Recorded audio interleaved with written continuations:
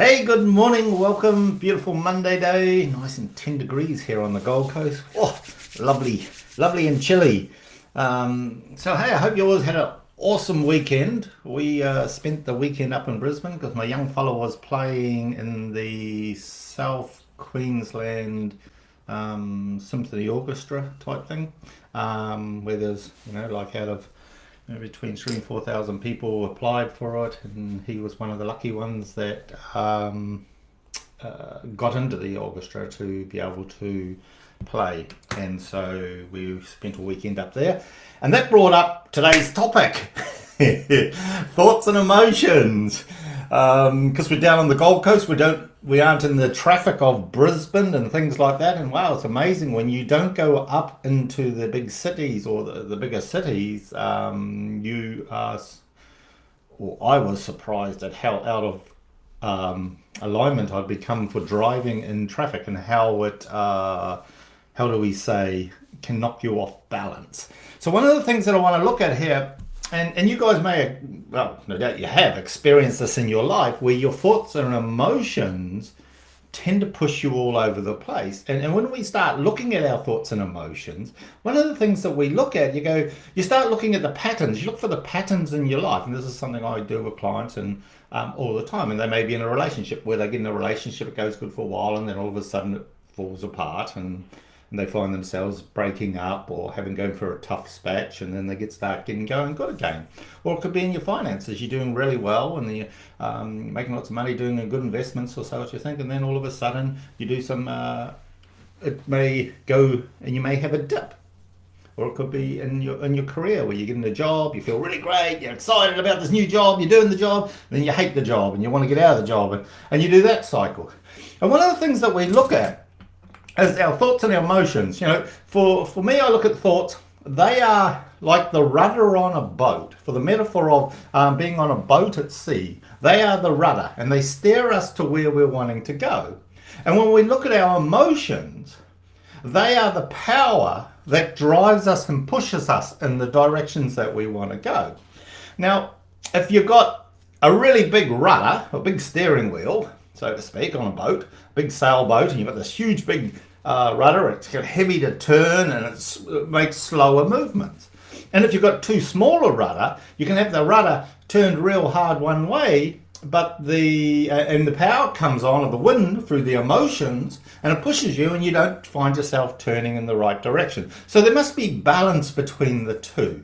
And when you can have a great big powerful motor, lots of emotion and behind it, but if you cannot steer yourself in the right direction, then the question that you've got to ask yourself is, hold on a minute, what's going on here? I keep crashing into the rocks or getting beached because I'm not steering myself in the right way. And when we look at this, we look at people when they do gratitude, and they think about the gratitude, and they have their thoughts going in a certain direction, but they don't know how to connect to the emotion and the feeling tone of the desired result. And they think they do, and they go from the mind. And you may find you do this yourself at times, where you're thinking you want a certain thing, and you're thinking about it, but you're not connecting with the power of the emotion of what it should feel like. So when you look at your emotion, and you get a thought and you're wanting to create it, what's the emotion that rises for you? And if there's any pressure, and this is a little trick to become aware of, when you become aware of your thoughts that you're wanting to go for something, if you feel resistance there, then you're not sitting in peace, you're not sitting in the truth. And the resistance that you're putting up there is there will be a misconstrued or a wrong mindfulness that something is wrong. And nothing's ever wrong, it's just things. You're out of alignment. You may be in the wrong place, and you may need to go around the rock, or you may need to go around the island. If you're in your boat and you're wanting to get to the shelter, you may have to go round the island to get to the side where the shelter is. And it's just becoming aware of, if there's a resistance and you're feeling really emotional and angry, or you may be feeling depressed or anxious, and that your thought is in the wrong position. And so it's about pulling back, stepping into the stillness looking for the truth, and what that'll do is it'll calm you down. It'll calm the seas down, so the emotions aren't bouncing you all over the place, so you can get clear thought of clarity on where you're wanting to go. So the first step is when you find you're coming up against resistance, is, well, slow, hold on, what's the truth here? What's actually going on? What am I actually thinking? What are the thoughts here? Are they loving thoughts of taking me towards what I want, creating what I want? Or are they, you're a dick, Doug, and beating yourself up type thoughts? Are they critical thoughts that are just pulling you down and pulling you towards the rocks? And if the thought's like that, then you've got to allow yourself to take the emotion out of them. You pause and go, hold on, these are not loving thoughts. What would I prefer to think? And then you start turning the thoughts to where you want to go. So that'll turn the rudder on the boat and getting you focusing in the right direction of where you want to go. Then you pour the power on. But what happens for a lot of us is we get really emotional, and then we just have all this emotion coming through. No, I'm going to make this work. I'm going to push through. I'm going to break. I'm going to make it happen. And we end up putting ourselves on the rocks. We wonder what happened. The thing is, well, we've got to find balance. And this is where we do the practices of sitting in the heart and being in the loving kindness. And there are a lot of people, and I work with them, and one of the things is they say they're in their heart, but they're not. They're sitting in their emotions.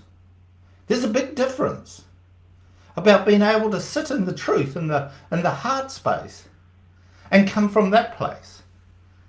And when you're able to do that, you find yourself in this beautiful alignment, and everything is being done through loving kindness, and it's just joyous to watch. And we all get caught. We all get caught.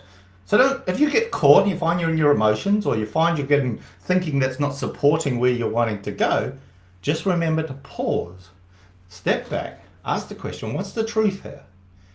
And if you get the voices in your head saying, well, this is the truth, this is the truth, this is the truth, sorry, it's not. They are just the lower self or the ego trying to tell you what's going on. You come back and you will come to a place where you come to a stillness, a peace, or just light. Then ask from what's the truth from there, what's my next step? And you'll find it'll turn the rudder in the right direction for you to then start moving it that way. And then you put the emotion gently, because you'll find the emotions will come on gently to guide you out. So if you get caught, there's a simple little step to do to help you achieve your goal.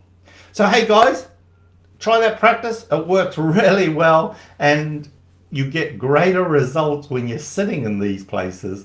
So hey, enjoy, have an awesome day, and I'll see you on Wednesday morning. Blessings.